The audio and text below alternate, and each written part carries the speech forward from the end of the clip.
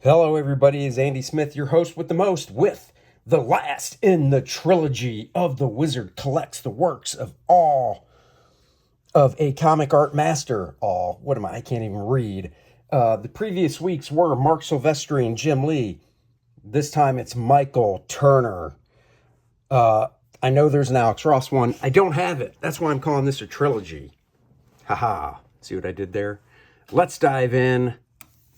I am, of course, a 33-year veteran of the comic book industry, starting in 1991 at DC, then Marvel, then Image, Ominous Press, Valiant, Acclaim, you name it. I've worked for them. Now I'm doing my own thing, and it is Astonishing Comics. KOR-DRATH, The Awakening is live now. Link in the description below. Go check it out. Let's dive in. Jeff Loeb, longtime friend of Michael Turner, wrote the intro. Michael unfortunately passed away. I believe it was 2007. He battled with cancer.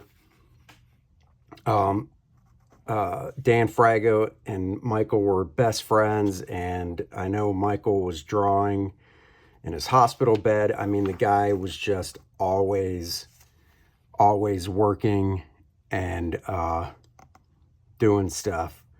Born in 1971. I mean, honestly, he was only 36.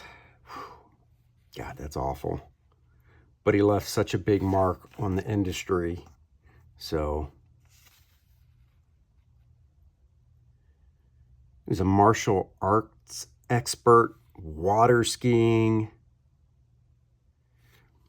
I wish this was bigger so you could see it. Beautiful backgrounds. This building left landed Turner his pro debut on the background assist to Cyberforce number 9. Here are some sample pages that he did. This was number 9. Let's see. I'm sure it says around somewhere what year. I don't recall. Of course, broke out on Witchblade. So he was battling bone cancer. That's what it was. I didn't get a lot of his Witchblade stuff. I did get Fathom. I had the original issues, and like a dummy, I got rid of them, and I got the trade paperback. I still wish I had their originals. I say that about a lot of stuff, so because I'm a dum-dum. And I get rid of stuff when I shouldn't. Don't get rid of comics.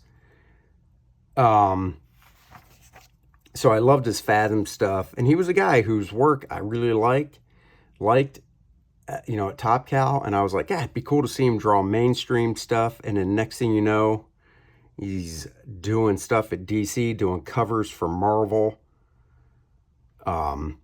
This is a week in the life. He created this book called Soulfire 2, which was really cool. Need for Speed, jamming the pedal to the metal. Michael Turner jumps full throttle into his high-octane hobby. Very nice, super twin turbo. I mean, the dude just blasted up from Top Cow. Probably, him, Dave Finch are probably Top Cow's 2 biggest rock stars that came out of there. And man, it's a shame. Michael Turner, Mike Rowingo, passed away around the same time. Just what those guys could have gone on to do. Yeah. He created his own company, Aspen, which is still publishing stuff today. Look at that. Golfer.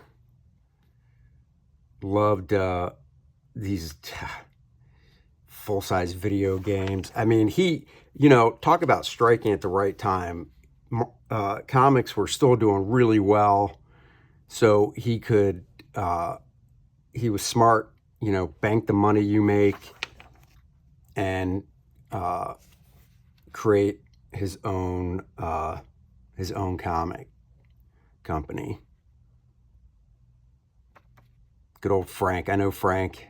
It's always fun to see him at shows and stuff. I think I only met Michael once at one of Tim Townsend's parties after a MegaCon.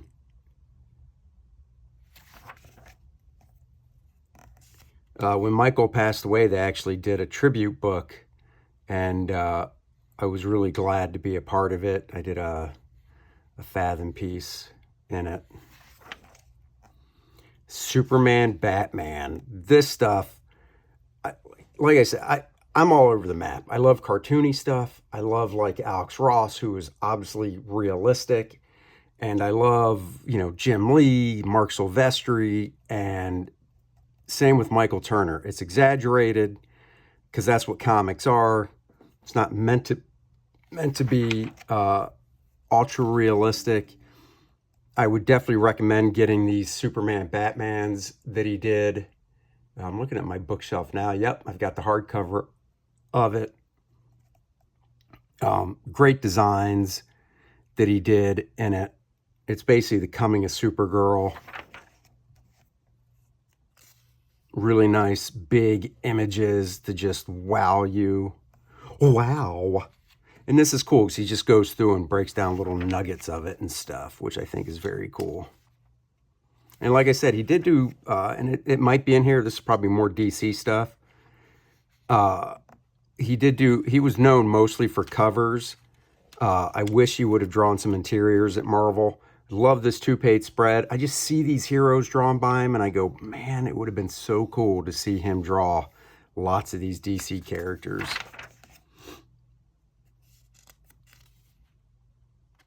Marvel Fanfare.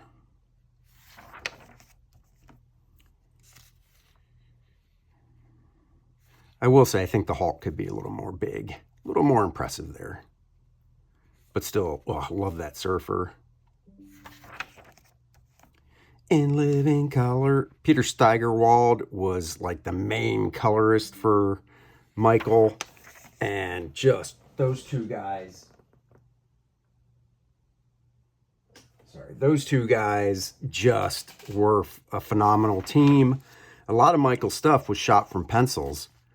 And Peter really went in and just colored the hell out of it. And that's the thing, with computer coloring, these can be full pencils. When I was growing up and getting in the business, stuff like this, you consider breakdowns because there's no real lighting or anything. But you know what? With the right colorist, that's full pencils these days. So this is private collection, his gallery and stuff. I love seeing sketches behind the scenes. Very cool pit. That looks like it's from 95. So 95, Michael's 24 years old. He started off, you saw a lot of Silvestri, and then he just became his own thing. And you could even see after some of what Michael was doing, Silvestri incorporating it into his work. Unpublished pinup here, real early in his career, 24 years old, very cool.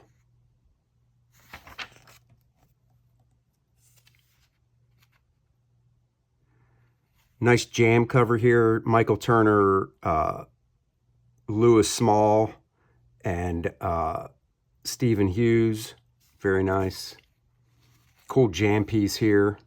You got early guys like Brandon Peterson, Dave Finch in there. Now, Brandon got his start at Marvel, then went to Top Cow, but Dave got his start at Top Cow. I mean, Brandon is a huge artist as well, but he didn't get his start at Top Cow. Man, the way he did water and rendering in Fathom was just so cool. This is great. This is one of my favorite pieces. Private collection. Bill Sienkiewicz inking over Michael's work. That is just a great combo right there. Another one inked by Bill. Wish they were printed bigger. I'll leave that there so you guys can just absorb it a little more. Okay, time to move on. They've reprinted some of Michael's stuff in just pencils, and I've got it, and I love it. This is cool. This was like in the beginning when DC was doing statues and action figures based on artist's work. So it was really like holding the artist's work in your hands. I have the Hawkman. I actually have, I'll wait to turn the page, see if they show it. They did it with Ed McGuinness as well, which was really cool. Okay, so it doesn't look like they're showing the toy, but they did a Flash figure. And I love Michael's stuff so much that I took the Flash figure. This is a long time ago, obviously, but I took the Flash figure and painted him up as, that's right, First Man. So I could see what would First Man look like if it was three-dimensional Michael Turner art. Got to do some touch-up on him, but, you know, I took the ears off, shaved it down and stuff. So, you know, yeah, I'm a dork. Okay? You guys know that about me. Should be no surprise.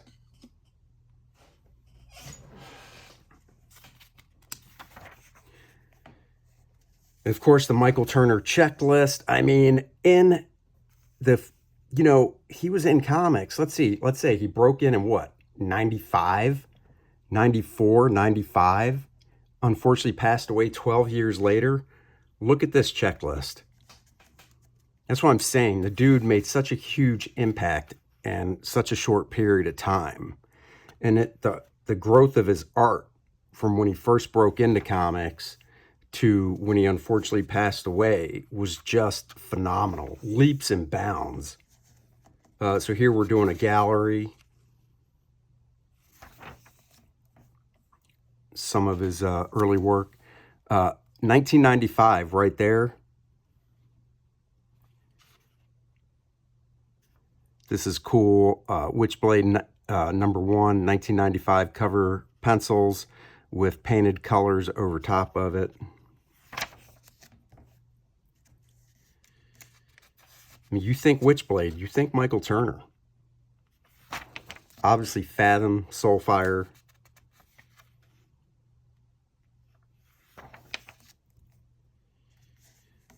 He did nice eyes, great pouty lips. Just, you know, exaggerated the women's figures, leaner and stuff. Kind of like runway models.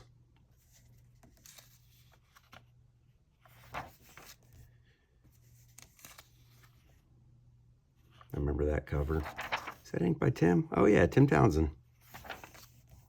Good old Tim. Timmy Limba Ding Dong, Tim Townsend.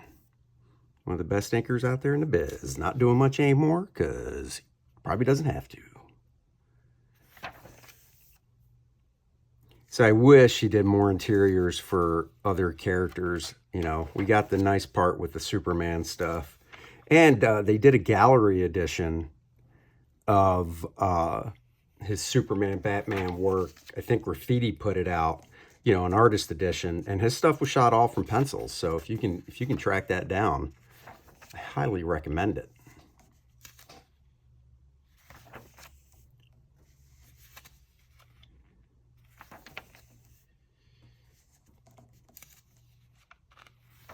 But I mean, you can see the guy was just working all the time.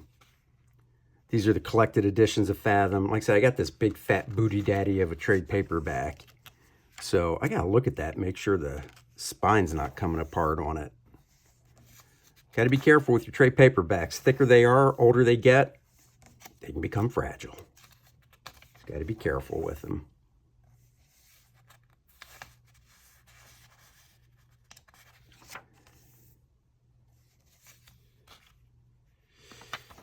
Drawing the babes, that's for sure.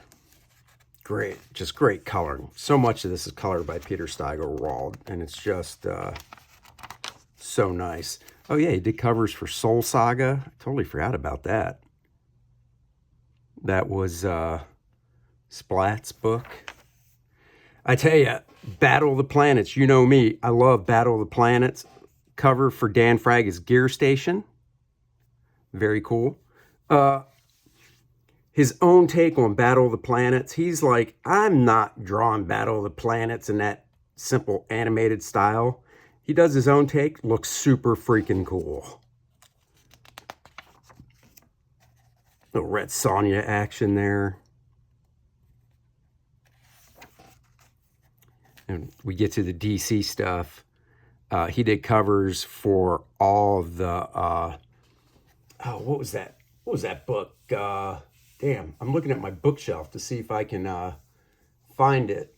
It was Identity Crisis. I'm pretty sure he did all the covers for Identity Crisis. This is cool. Just the static cover, but you get the feeling from the coloring of the lines and stuff. He just came to a boom stop after running. That's cool. Nice jam cover here. Jim Lee, Turner working it together.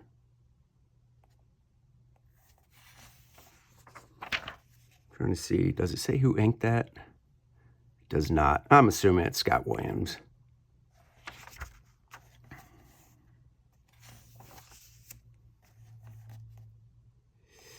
Oh, this is a very nice piece. It's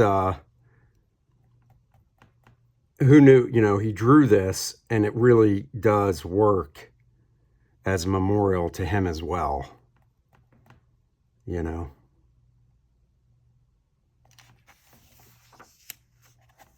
Oh, here's some of the Identity Crisis covers. Oh, nice big piece featuring his characters in the Aspen universe. God, this stuff just gets me jazzed up wanting to draw some funny books.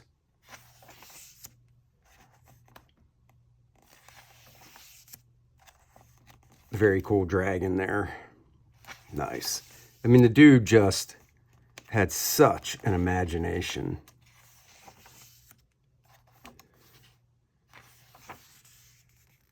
Ah, Fantastic Four. That's a cool looking thing. Great color effects on him there. How to Draw Volume 1.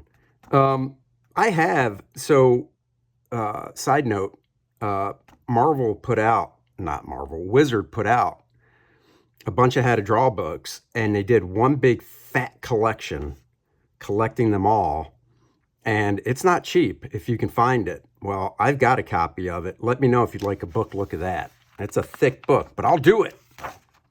I will do it. So there's the Michael Turner Millennium edition right there that is just so freaking cool.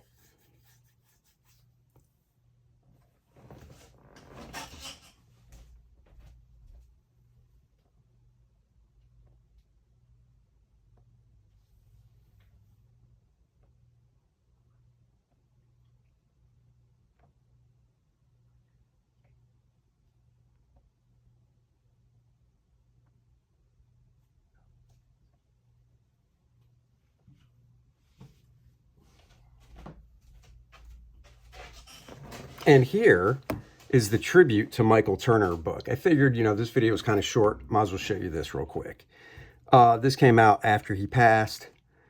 This cover is Michael Turner, obviously, painted over Alex Ross did the painting.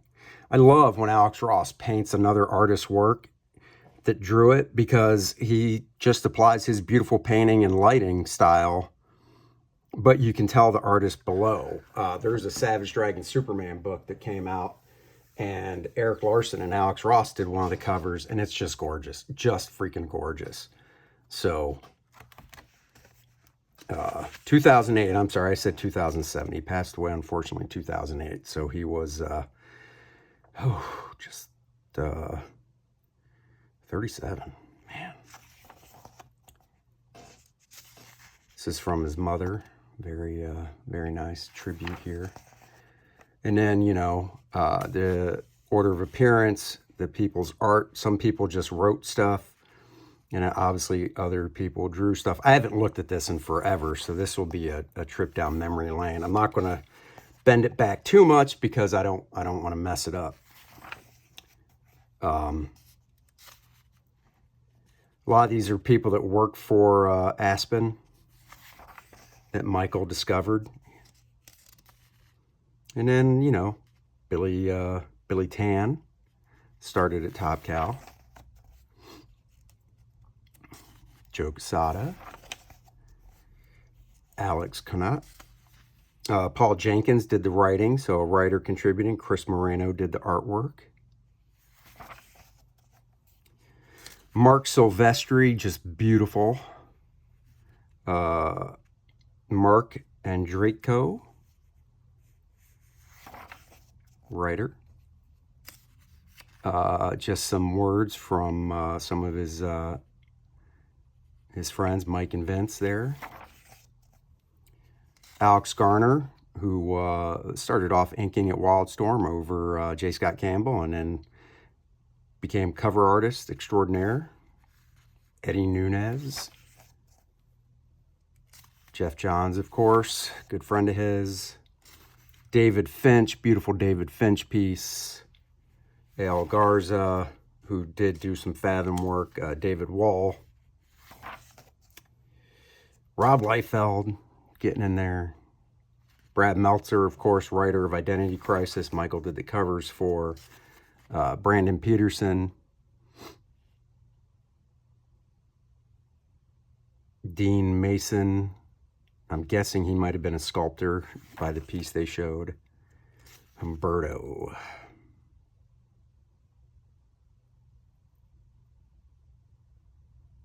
Oh, look at that. Tim Townsend. I never knew that. Well, I probably did because I read this.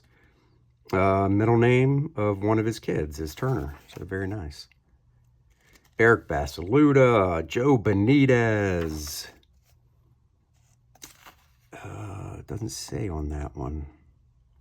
I can't read those signatures. Lori Hansen. Buzz.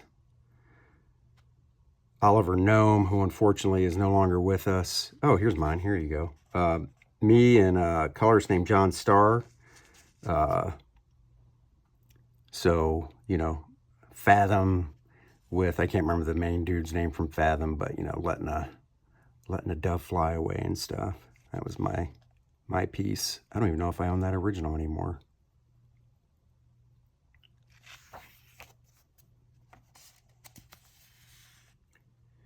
That's a really nice piece. Talent Caldwell, I believe. J.T. Kroll. Jason Eden. Francis Manapal. Agnes Garbowska. Randy Green. Randy did some Fathom stuff, I believe. Randy was just fantastic. Jason Rubin. Oh, Dan Fraga. Very nice. Very nice. Very different for Dan. That's very cool. Stephen Platt. Oh, Gary Frank. Just wonderful. Greg Pak, writer. Joel Gomez. All these pieces are so nice. Oh, Sonia Takita. She did some work for Marvel. Really nice looking stuff. Wow, Megan Fox. It's too bad they never got that Fathom movie off the ground. Megan Fox would have been great. Christina Strain. Eduardo Francisco. Joe Mad. There it is. Billy Tucci. Nice Fathom piece by Billy. Really nice. Jim McLaughlin writing a nice piece. Marcus Toe. I believe got his start over there. J.J. Kirby. Stuff is great. J. Scott Campbell, of course. I mean, those guys basically came up together. Probably had a nice little rivalry between them. Dan DiDio writes a nice piece. CB. Jim Lee. Sam Campos. Getting towards the end. Mike Turner. This is written by John Sefker. Peter Wainwright. Renee Geerlings. She worked a lot with him. Peter Steigerwald, of course, contributed his own color piece. Writes a long thing about his relationship with Mike. They did work together so much. And then fan pieces. Look at that. Cannon White. Who knew? Back then. Huh.